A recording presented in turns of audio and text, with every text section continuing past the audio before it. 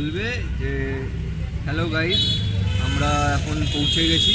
আর যেটার জন্য আমি আপনাকে বলছিলাম আসিনি কোথাও, সরি ভিডিও, বলো বলো। যেটা আপনাদের বলিনি যে কোথায় এসছি। আমি এখন এসছি সাউথ সাউথ সিটি অপোজিটে হাবিব যাচ্ছি নিজের চুল কাট করাতে। পুজোর সামনে, পুজোর সামনে একটু ঝিকিমিকি সাজতে চাইছি। আমাকে কিন্তু ভিডিওর মধ্যে নেবে না কোনো টাইমে, ঠিক আছে?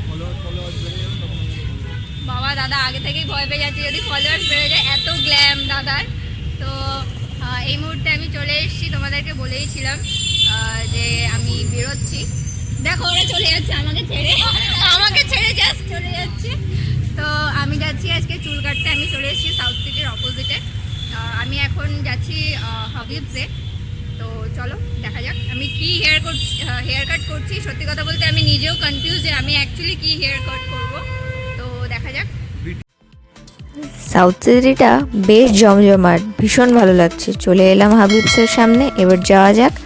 3.5 ঘন্টা ওয়েট করার পর ভাবলাম একটুখানি শ্যুট করে নিই, বাট দাদা কিন্তু আমাদের দিকে তাকাচ্ছেই না, এত বিজি পড়তে।